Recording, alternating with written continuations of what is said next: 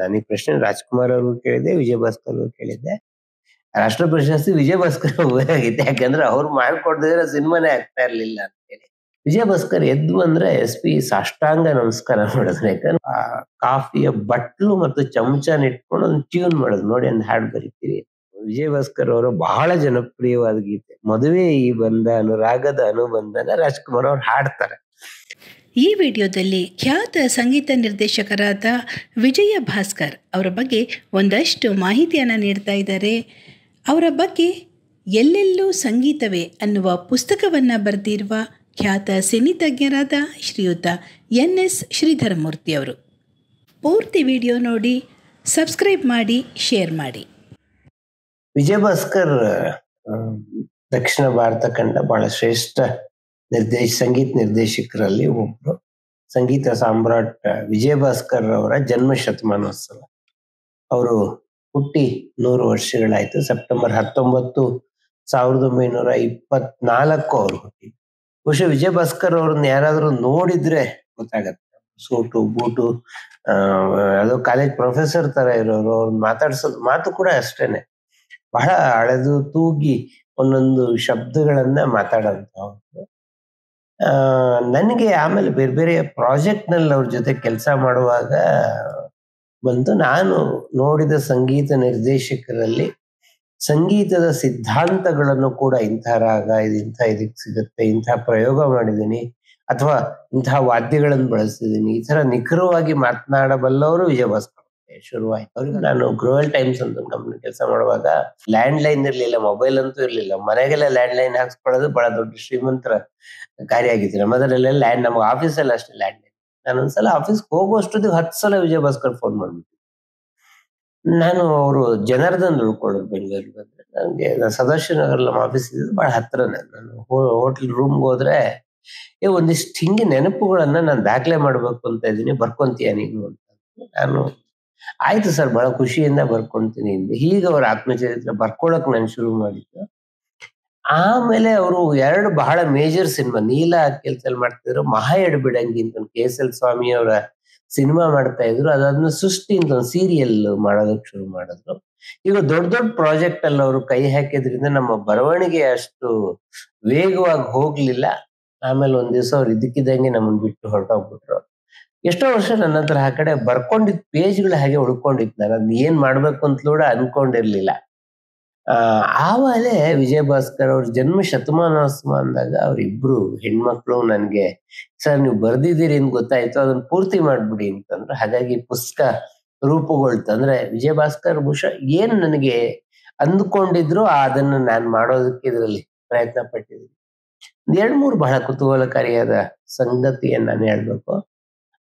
ವಿಜಯ್ ಭಾಸ್ಕರ್ ಮದ್ರಾಸ್ನಲ್ಲಿ ಅಶೋಕ್ ನಗರಲ್ಲಿ ಅವ್ರ ಮನೆ ಇತ್ತು. ಆ ಮನೆ ಎಲ್ಲ ಅವ್ರು ಎಷ್ಟು ಹಸಿರನ್ನ ಬೆಳೆಸಿದ್ರು ಅಂದ್ರೆ ಆ ಮನೆ ಹಸಿರಲ್ಲಿ ಮುಚ್ಚೋಗ್ಬಿಡ್ಬೇಕು, ಅಷ್ಟು ಗಿಡಗಳನ್ನ ಬೆಳೆಸಿದ್ರು. ಅವ್ರ ಹತ್ರ ಒಂದು ಹಸಿರು ಮಾರುತಿ ಕಾರ್ ಇತ್ತು, ಅವರೇ ಡ್ರೈವ್ ಮಾಡೋರು. ಮದ್ರಾಸ್ಗೆ ಹೋದ್ರೆ ಒಂದ್ ರೌಂಡ್ ಮದ್ರಾಸ್ ಕರ್ಕೊಂಡು ಹೋಗ್ತೀನಿ ಅಂತ ಹೇಳೋರು. ಖಂಡಿತ ಮದ್ರಾಸ್ ಕರ್ಕೊಂಡು ಹೋಗ್ತಿಲ್ಲ. ಅವ್ರು ಕರ್ಕೊಂಡು ಹೋಗ್ತಾ ಇದ್ದೆ ಪಾಮ್ಗ್ರೋ ಹೋಟ್ಲಿಗೆ. ಪಾಮ್ಗ್ರೋ ಹೋಟ್ಲು ವಿಜಯ್ ಭಾಸ್ಕರ್ ಅವರ ಸಾವಿರಾರು ಗೀತೆಗಳು ಹುಟ್ಟಿದಂತಹ ಹೋಟೆಲ್. ಆ ಪಾಮ್ಗ್ರೋ ಹೋಟ್ಲಲ್ಲಿ ಕುತ್ಕೊಂಡು ಅವ್ರ ಕಥೆಗಳನ್ನ ಹೇಳೋರು. ಅಬ್ಬಬ್ಬ ಅಂತಂದ್ರೆ ವಿಜಯ್ ಭಾಸ್ಕರ್ ಕರ್ಕೊಂಡು ಹೋಗ್ತಾ ಇದ್ದಿದ್ದು ಮರೀನಾ ಬೀಚ್ ಅವ್ರಿಗೆ ಬಹಳ ಪ್ರಿಯವಾದ ಸಂಗತಿ. ಬೆಂಗಳೂರಿಗೆ ಬಂದ್ರಂತೂ ಅವರು ಜನಾರ್ದನ ಹೋಟ್ಲಲ್ಲಿ ಇರ್ತಾ ಇದ್ರು. ಅವರು ಈ ಹಾಡುಗಾರರಿಗೆ ನೊಟೇಶನ್ ಬರೀತಾರೆ, ಅದರ ಪಕ್ಕವಾದ್ಯಕ್ಕೂ ಕೂಡ ನೊಟೇಶನ್ ಬರೀತಾ ಇದ್ದ ಏಕೈಕ ಸಂಗೀತ ನಿರ್ದೇಶಕರು ವಿಜಯ್ ಭಾಸ್ಕರ್. ತಬಲಾ ಹಿಂಗಿರ್ಬೇಕು, ವಯಲಿನ್ ಹಿಂಗಿರ್ಬೇಕು, ಮತ್ತೆ ಅವರು ಗಿಟಾರಲ್ಲಿ ಬಹಳ ಎಕ್ಸ್ಪರ್ಟ್ ಆಗಿತ್ತು. ಒಂದ್ 2-3 ಪ್ರಸಂಗಗಳು ನಾನು ಹೇಳೋದಾದ್ರೆ, ಒಂದು TS ನಾಗಭರಣ ಹೊಸ ನಿರ್ದೇಶಕರು, ಗ್ರಹಣ ಸಿನಿಮಾ ಮಾಡಿದ್ರು. ಅವರಿಗೆ ಅವರ ಗುರುಗಳು BV ಕಾರಂತರು ಅದಕ್ಕೆ ಸಂಗೀತ ಮಾಡ್ತೀನಿ ಅಂತಂದ್ರು. ಆ ಸಂದರ್ಭದಲ್ಲಿ BV ಕಾರಂತರು ದೆಹಲಿಗೆ ಹೊರಟೋಗಿದ್ರಿಂದ ಅವ್ರಿಗೆ ಸಂಗೀತ ನಿರ್ದೇಶನ ಪೂರ್ತಿ ಮಾಡ್ಬೇಕು, ಯಾರಾದ್ರೂ ಒಬ್ರು ಮಾಡ್ಕೊಡ್ಬೇಕು ಅಂತ ಹೇಳಿ. ಆಮೇಲೆ ಇನ್ನು 2ನೇ ಒತ್ತಡ ಇದ್ದಿದ್ದೇನಂದ್ರೆ ಡಿಸೆಂಬರ್ 31 ಒಳಗೆ ಅವರು ಸೆನ್ಸಾರ್ ಮಾಡಿಸಿದ್ರೆ ಆ ವರ್ಷದ ರಾಷ್ಟ್ರ ಪ್ರಶಸ್ತಿ ಅದನ್ನ ಅಪ್ಲೈ ಮಾಡಕ್ ಸಾಧ್ಯ. KSL ಸ್ವಾಮಿ ವಿಜಯ್ ಭಾಸ್ಕರ್ ಅವ್ರ ಹೆಸರು ಹೇಳಿದ್ರು. ಸರಿ, ಇವರು ವಿಜಯ್ ಭಾಸ್ಕರ್ ಇದ್ದ ಹೋಟ್ಲಲ್ಲಿ ಕಾದ್ರು. ವಿಜಯ್ ಭಾಸ್ಕರ್ ಬಂದ್ರು. ಇವರು ನಾನು ನಾಗಾಭರಣ ಅಂತ ಪರಿಚಯ ಮಾಡ್ಕೊಂಡು ಹೇಳೋದು, ಒಂದು ಸಿನಿಮಾ ಮಾಡಿದ್ದೀನಿ, ನನ್ನ ಹತ್ರ 15,000 ಅಷ್ಟೇ ದುಡ್ಡಿರೋದು. ಅಷ್ಟ್ರೊಳಗೆ ನಂಗೆ ಮ್ಯೂಸಿಕ್ಕು, ರೀ ರೆಕಾರ್ಡಿಂಗು, ಡಬ್ಬಿಂಗು, ಎಡಿಟಿಂಗು ಎಲ್ಲ ಆಗ್ಬಿಟ್ಟು ಸೆನ್ಸರ್ಗೆ ಇಷ್ಟೇ ದುಡ್ಡಿರೋದು ಅಂತಂದ್ರು. ಸರಿ, ನೀನ್ ಏನ್ ಶೂಟ್ ಮಾಡಿದ್ಯೋ ಅಷ್ಟು ಕೊಡು, ನನಗೆ ಮಾಡೋಕ್ ಸಾಧ್ಯ ಆದ್ರೆ ಮಾಡ್ತೀನಿ ನಾನು ಅಂತಂದ್ರು. ವಿಜಯ ಭಾಸ್ಕರ್ ಅಷ್ಟನ್ನು ನೋಡ್ಬಿಟ್ಟು, ಚೆನ್ನಾಗ್ ಮಾಡಿದ್ಯಾ ಸಿನಿಮಾ, ಕತೆ ಚೆನ್ನಾಗಿದೆ, ನಾ ಮಾಡ್ಕೊಡ್ತೀನಿ, 15,000 ಇದೆ ಅಂತ ಹೇಳ್ದೆ ಅಲ್ವಾ, 10,000 ಕೊಡು ಸಾಕು, 15,000 ಇಟ್ಕೋ, ಹೊಸ ಡೈರೆಕ್ಟರ್ ಅಂತ ಹೇಳ್ತೀಯ, ನನಗಲ್ಲ ನಮ್ಮ ಜೊತೆ ಕೆಲಸ ಮಾಡೋರಿಗೆ ಈ ದುಡ್ಡು ಬೇಕಾಗತ್ತೆ ಅಂತ ಹೇಳಿ ಗ್ರಹಣ ಸಿನಿಮಾ ಮಾಡ್ಕೊಟ್ರು. ಗೊತ್ತಿದೆ ಗ್ರಹಣಕ್ಕೆ ರಾಷ್ಟ್ರ ಪ್ರಶಸ್ತಿ ಬಂತು. ನಾಗಭರಣ ಯಾವಾಗ್ಲೂ ನೆನಪು ಮಾಡ್ಕೊಳ್ತಾರೆ, ರಾಷ್ಟ್ರ ಪ್ರಶಸ್ತಿ ವಿಜಯ ಭಾಸ್ಕರ್ ಹೋಗಿತ್ತು, ಯಾಕಂದ್ರೆ ಅವ್ರು ಮಾಡ್ಕೊಡ್ದಿದ್ರೆ ಸಿನಿಮಾನೇ ಆಗ್ತಾ ಇರ್ಲಿಲ್ಲ ಅಂತೇಳಿ. ಇನ್ನೊಂದು ಪಿ ಲಂಕೇಶ್ ಅವ್ರಿಗೆ ಸಂಬಂಧಪಟ್ಟಿದ್ದು. ಈ ಎಲ್ಲಿಂದಲೋ ಬಂದವರು ಮಾಡುವಾಗ GS ಸದಾಶಿವ ಅದಕ್ಕೆ ಸಂಭಾಷಣೆ ಬರ್ದಿರು ಪತ್ರಕರ್ತ. ಸದಾಶಿವ ಲಂಕೇಶ್ಗೆ ಹೇಳಿದ್ರು ವಿಜಯ ಭಾಸ್ಕರ್ ಹತ್ರ ಮಾಡಿಸ್ರು. ಆಡೂರು ಗೋಪಾಲಕೃಷ್ಣನ್ಗೆಲ್ಲ ಸಂಗೀತ ಮಾಡ್ತಾರೆ, ಕಲಾತ್ಮಕ ಸಿನಿಮಾಗಳಿಗೆ ಬಹಳ ಒಳ್ಳೆ ಸಂಗೀತ ನಿರ್ದೇಶಕರು ಅಂತ ಹೆಸರಿದೆ. SP ಬಾಲಸುಬ್ರಹ್ಮಣ್ಯ ಫೋನ್ ಮಾಡಿ, ನನಗೆ ಒಂದು 2 hours ಕಾಲ್ ಶೀಟ್ ಬೇಕು, ನನಗೆ ವೀನಸ್ ಸ್ಟುಡಿಯೋಗೆ ಬರ್ತೀನಿ ನಾನು. SP ಓಕೆ ಅಂತಂದ್ರು. ಆಮೇಲೆ SP ಬಂದ್ಬಿಟ್ಟು ನೋಡಿದ್ ಎಲ್ಲಿದೆ ಆರ್ಕೆಸ್ಟ್ರಾ, ನೋಡಿ 3 ವಾದ್ಯ ಇದೆ ಅಷ್ಟೇ, ಈ ಸಿನಿಮಾಗ್ ಬೇಕಾಗಿರೋದು 3 ವಾದ್ಯ. SP ಬಹಳ 3 ವಾದ್ಯದಲ್ಲಿ ಏನ್ರಿ ಹಾಡು ಮಾಡ್ತಾರೆ ಅಲ್ರಿ ಅಂತ ಹೇಳಿದ್ರು. ಇಲ್ಲ, ಅವರು ಟ್ಯೂನು ಎಲ್ಲ ವಿವರಿಸಿದ್ರು. ಎಲ್ಲಿಂದಲೋ ಬಂದವರಲ್ಲಿರೋದು 3 ಹಾಡು, ಇಲ್ಲಿದ್ದೆ ಇಲ್ಲಿ ತನಕ, ಕೆಂಪಾದವೋ ಎಲ್ಲ ಕೆಂಪಾದವೋ, ಕರಿಯವನ ಕುಡಿತವ. ವಿಜಯ ಭಾಸ್ಕರ್ ಎದ್ದು ಬಂದ್ರೆ SP ಸಾಷ್ಟಾಂಗ ನಮಸ್ಕಾರ ಮಾಡಿದ್ರು. ಯಾಕಂದ್ರೆ 3 ವಾದ್ಯ ಇಟ್ಕೊಂಡು ಇಂಥ ಅದ್ಭುತ ಹಾಡುಗಳನ್ನ ಮಾಡಿದ್ರ ನಿಮ್ಗೊಬ್ರಿಗೆ ಸಾಧ್ಯ ಇದು ಅಂತ ಹೇಳಿ.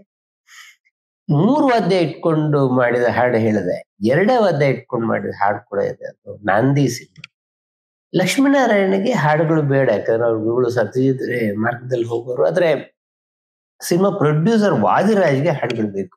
ಆ ವಾದಿರಾಜ್ ಸಿನಿಮಾಗಳಲ್ಲೆಲ್ಲ ಹಾಡುಗಳು ಬಹಳ ಜನಪ್ರಿಯ ಆಗಿತ್ತು. ವಾದಿರಾಜ್ ಬಹಳ ಒತ್ತಾಯ ಮಾಡಿದ್ರು, ಇಲ್ಲ ಹಾಡ್ಬೇಕು ಅಂತ ಹೇಳಿ. ಸರಿ, ಒಂದ್ ಹಾಡು, ಅದರಲ್ಲಿ ಮೊದಲನೇ ಹೆಂಡತಿ ಸತ್ತೋಗಿರ್ತಾಳೆ, 2ನೇ ಹೆಂಡತಿ ಪ್ರೆಗ್ನೆಂಟ್ ಆಗಿರ್ತಾಳೆ. ಅವಾಗ ಒಂದ್ ಹಾಡು ಡೈಲಾಗು ಸಾಲಿಲೋಕಿ ಈ ತರದ್ದೆಲ್ಲ ಜಯಗೋಪಾಲ್ ಬರೆದ್ಮೇಲೆ ಡಿಸ್ಕಷನ್ ಮಾಡುವಾಗ ವಿಜಯ ಭಾಸ್ಕರ್ ಹೇಳಿದ್ರು, ಯಾಕೋ ಇದು ಬಹಳ ಮೆಲೋಡ್ರಾಮಾ ಅನ್ಸುತ್ತೆ, ಇಲ್ಲೊಂದು ಹಾಡು ಹಾಕೋಣ ನಾವು ಅಂತೇಳಿ. ಏನ್ ಹಾಡು ಹಾಕ್ಬೇಕು ಅಂತೇಳಿ ಚರ್ಚೆ ಮಾಡ್ತಾ ಇದ್ರು. ಅವಾಗೆಲ್ಲ ಸ್ಟುಡಿಯೋಗಳು ಬಹಳ ಕಾಸ್ಟ್ಲಿ, ಹಾಗಾಗಿ ಬಿಡದಿ ಮನೆ ಮಾಡೋದು, ಬಿಡದಿ ಮನೆಯಲ್ಲೇ ಚರ್ಚೆ, ಹಾಡು ಎಲ್ಲ ಸೃಷ್ಟಿ ಎಲ್ಲ ಆಗೋದು. ಈ ತರದ್ ಬಿಡದಿ ಮನೇಲಿ ಮಾಡುವಾಗ ರಾಜ್ಕುಮಾರು, ವಾದಿರಾಜು, ಲಕ್ಷ್ಮೀನಾರಾಯಣ್, ಹರಿಣಿ ಅವರು ಎಲ್ಲ ಕುತ್ಕೊಂಡು ಮಾತಾಡ್ತಾ ಇದ್ರು. ವಿಜಯ ಭಾಸ್ಕರ್, ಜಯಗೋಪಾಲ್ ಕಾಫಿ ಮಾಡ್ಕೊಂಡ್ ಬರ್ತೀವಿ, ಅವರೇ ಕಾಫಿ ಮಾಡೋರು, ಅವರೇ ತಿಂಡಿ ಮಾಡೋರು, ಆ ಕ್ರಮ ಇದ್ದಿದ್ದೆ ಹಂಗೆ. ಕಾಫಿ ಮಾಡಕ್ ಹೋದಾಗ ವಿಜಯ ಭಾಸ್ಕರ್ ಆ ಕಾಫಿಯ ಬಟ್ಲು ಮತ್ತು ಚಮಚನ ಇಟ್ಕೊಂಡು ಒಂದು ಟ್ಯೂನ್ ಮಾಡೋದು, ನೋಡಿ ಒಂದು ಹಾಡು ಬರೀತೀರಿ. ಜಯಗೋಪಾಲ್ ಹಾಗೆ ಕಾಫಿ ಮಾಡ್ತಾನೆ ಹಾಡು ಬರೋದು. 2 ನಿಮಿಷದಲ್ಲಿ ಹಾಡು ಸಿದ್ಧ ಆಗೋದು. ಹಾಡೊಂದು ಹಾಡುವೆ ನೀ ಕೇಳು ಮಗುವೆ ಆಯ್ತನ್ನು ಹೊರಗಡೆ ಬಂದ ಮೇಲೆ ಕೇಳಿದ್ರು ರಾಜ್ಕುಮಾರ್, ಹಾಡು ರೆಡಿ ಆಗಿದೆಯಾ ಅಂತ. ಅವರು ಟ್ಯೂನ್ ಎಲ್ಲ ಹಾಡೇ ರೆಡಿ ಆಗಿದ್ರಿಂದ ನಾರ್ಮಲಿ ಜಯಗೋಪಾಲ್ ಹಾಡು ತೋರ್ಸಿದ್ರು. ಬಹಳ ಅದ್ಭುತವಾದ ಹಾಡು. PBನು ಬಹಳ ಖುಷಿಯಾಗಿ ಹೇಳಿದ್ರು. ನಾನು ವಿಜಯ ಭಾಸ್ಕರ್ ಬಗ್ಗೆ ಹಿಂಗ್ ಮಾತನಾಡುವಾಗ ಅವ್ರು ಬಹಳ ಕಡಿಮೆ ವಾದ್ಯದಲ್ಲಿ ಮಾತ್ರ ಕೆಲಸ ಮಾಡ್ತಾ ಇದ್ರು ಅಂತೇನು ಇಲ್ಲ. ಅವರು ಹಾವಿನ ದ್ವೇಷದಲ್ಲಿ 60 ವಾದ್ಯಗಳನ್ನು ಬಳಸಿದ್ದಾರೆ. ಬಿಗ್ ಆರ್ಕೆಸ್ಟ್ರಾ ಕೂಡ ವಿಜಯ ಭಾಸ್ಕರ್ ಅನೇಕ ಸಿನಿಮಾಗಳಲ್ಲಿ ಬಳಸಿದ್ದಾರೆ. ಅದರಲ್ಲೂ ಮಲೆ ಮಾರುತ ವಿಜಯ ಭಾಸ್ಕರ್ ಸೋಸಿಂಗರ್ ಪ್ರಶಸ್ತಿ ಕೂಡ ತಂದಿದೆ. ಅದು ಅದರಲ್ಲಿ 18 ಹಾಡು ಒಟ್ಟು ರೆಕಾರ್ಡ್ ಆಗಿದೆ. ಅಲ್ಲಿ 8 ಹಾಡು ಕೊನೆ ಬಳಕೆ ಆಗ್ಲಿಲ್ಲ. ಅದರಲ್ಲಿ ಅಷ್ಟು ವೈವಿಧ್ಯಮಯ. ಆಮೇಲೆ ಅದರಲ್ಲಿ ವಿಜಯ ಭಾಸ್ಕರ್ ಬಹಳ ಇಷ್ಟವಾದ ರಾಗ ಸಾರಮತಿಯಲ್ಲಿ ಅವ್ರು ಎಲ್ಲೆಲ್ಲೂ ಸಂಗೀತವೇ ಮಾಡಿದ್ದಾರೆ.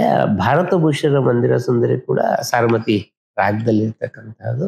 ಹೀಗೆ ರಾಜ್ಕುಮಾರ್ ಮತ್ತು ವಿಜಯ ಭಾಸ್ಕರ್ ಅವರ ಸಂಬಂಧದ ಬಗ್ಗೆ ಬಹಳ ಪ್ರಶ್ನೆಗಳಿದೆ. ನಾನು ಈ ಪ್ರಶ್ನೆ ರಾಜ್ಕುಮಾರ್ ಅವ್ರಿಗೂ ಕೇಳಿದೆ, ವಿಜಯ ಭಾಸ್ಕರ್ ಅವ್ರಿಗೂ ಕೇಳಿದ್ದೆ. ಆಮೇಲೆ ಬಹುಶಃ ದಾಖಲೆಗೆ ರಾಜ್ಕುಮಾರ್ ಅವ್ರಿಗೆ ಪದ್ಮಭೂಷಣ ಬಂದಾಗ ಒಂದು ಪುಸ್ತಕ ಬಂತು, ಪದ್ಮಭೂಷಣ ಅಂತಲೇ ಅದರ ಟೈಟ್ಲ್. ಅದ್ರಲ್ಲಿ ವಿಜಯ ಭಾಸ್ಕರ್ದ ಒಂದು ಲೇಖನ ಇದೆ. ಆ ಲೇಖನದಲ್ಲಿ ಅವ್ರನ್ನ ಹೇಳಿದ್ದಾರೆ, ನಾನು ಮತ್ತು ರಾಜ್ಕುಮಾರ್ ಹೆಚ್ಚಿಗೆ ಒಟ್ಟಿಗೆ ಸಿನಿಮಾಗೆ ಬಂದವರು, ಒಟ್ಟೊಟ್ಟಿಗೆ ಬೆಳ್ಕೊಂಡು ಬಂದವರು. ನನ್ನ ರಾಜ್ಕುಮಾರ್ ಸಂಬಂಧದ ಬಗ್ಗೆ ಬಹಳ ಜನ ಪ್ರಶ್ನೆ ಕೇಳಿದ್ದಾರೆ. ಅದ್ರ ಗೊತ್ತಿಲ್ಲದೆ ಇರೋ ವಿಷಯ ಏನಂದ್ರೆ, ರಾಜ್ಕುಮಾರ್ 50, 100 ಮತ್ತು 125ನೇ ಸಿನಿಮಾಕ್ಕೆ ನಾನೇ ಸಂಗೀತ ಕೊಟ್ಟಿರೋದು. 50ನೇ ಸಿನಿಮಾ ಸಂತ ತುಕಾರಾಮು, 100ನೇ ಸಿನಿಮಾ ಭಾಗ್ಯದ ಬಾಗಿಲು, 125ನೇ ಸಿನಿಮಾ ಬಾಳ ಬೆಳಗ್ಗೆ. 3ಕ್ಕೂ ವಿಜಯ ಭಾಸ್ಕರ್ ಅವ್ರದ್ದೇ ಸಂಗೀತ ನಿರ್ದೇಶನ ಅಂತ. ರಾಜ್ಕುಮಾರ್ ಮತ್ತು ವಿಜಯ ಭಾಸ್ಕರ್ ನಡುವೆ ಬಹಳ ಒಳ್ಳೆಯ ಸಂಬಂಧ ಇತ್ತು. ಅವ್ರು ಮೊದಲು ಕೊಟ್ಟಿದ್ದಾರೆ. ಆಮೇಲೆ ಯಾಕೆ ಕೊಡ್ಲಿಲ್ಲ ಅನ್ನೋದಕ್ಕೂ ರಾಜ್ಕುಮಾರ್ ಒಂದು ಕಾರಣ ಹೇಳಿದ್ರು. ಅಂದ್ರೆ ಕ್ಯಾಂಪ್ಗಳು ನಮ್ದು ಬೇರೆ ಬೇರೆ ಆಗಿತ್ತು. ಅವ್ರು ಪುಟ್ಟಣ್ಣ ಕಣಗಲ್ ಜೊತೆಗಿದ್ದಿದ್ರು, ಸ್ವಾಮಿ ಅವ್ರ ಜೊತೆಗಿದ್ದಿದ್ರು, ನಮ್ದು ಜಿ.ಕೆ. ವೆಂಕಟೇಶು, ಉದಯಶಂಕರ್ ನಮ್ದೊಂದು ಟೀಮು ಕೆಲಸ ಮಾಡ್ತಾ ಇತ್ತು. ಆದ್ರೆ ನಮ್ಮ ನಡುವೆ ಮನಸ್ತಾಪ ಅಂತ ಏನು ಇರ್ಲಿಲ್ಲ. ನಾನು ಏನಾದ್ರು ಸಲಹೆ ಬೇಕಾದಾಗ ಅವ್ರನ್ನ ಕೇಳ್ತಾ ಇದ್ದೆ. ಮಲೆ ಮಾರುತಕ್ಕೆ ಸಂಬಂಧಪಟ್ಟಾಗೆ ಅವ್ರು ಸಾಕಷ್ಟು ಸಲಹೆಗಳನ್ನು ಕೊಟ್ಟಿದ್ರು.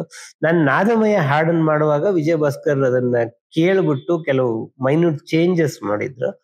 ಈ ತರದ್ದು ಬದಲಾವಣೆಗಳಿತ್ತು. ನಾವು ಒಟ್ಟಿಗೆ ಕೆಲಸ ಮಾಡಕ್ ಆಗ್ಲಿಲ್ಲ ಅಷ್ಟೇನೆ ಅಂತ ಹೇಳಿದ್ರು. ಬಹಳ ಮುಖ್ಯವಾದ್ದು ವಿಜಯ ಭಾಸ್ಕರ್ ಅವರು ಮಗಳು ಮದುವೆನಲ್ಲಿ ರಾಜ್ಕುಮಾರ್ ವಿಜಯ ಭಾಸ್ಕರ್ ಅವ್ರ ಮನೆಗೆ ಹೋಗಿ ಕರೆದಿರ್ತಾರೆ. ಮನೆಗೆ ಹೋಗಿ ಕರೆದ ಮೇಲೆ ಅವರು ವಿಜಯ ಭಾಸ್ಕರ್ ರಾಜ್ಕುಮಾರ್ ತುಂಬಾ ಬ್ಯುಸಿ ಅವಾಗ. ಮಗಳು ಮದುವೆಗೆ ಬರ್ತಾರೆ, ರಿಸೆಪ್ಷನ್ಗೆ ಬರ್ತಾರೆ. ಬಂದು ಎಲ್ಲ ಆರ್ಕೆಸ್ಟ್ರಾ ವಾಣಿಜ್ಯರಾಮು, ಪಿ.ಬಿ. ಶ್ರೀನಿವಾಸ್ ಎಲ್ಲ ಹಾಡ್ತಾ ಇರ್ತಾರೆ.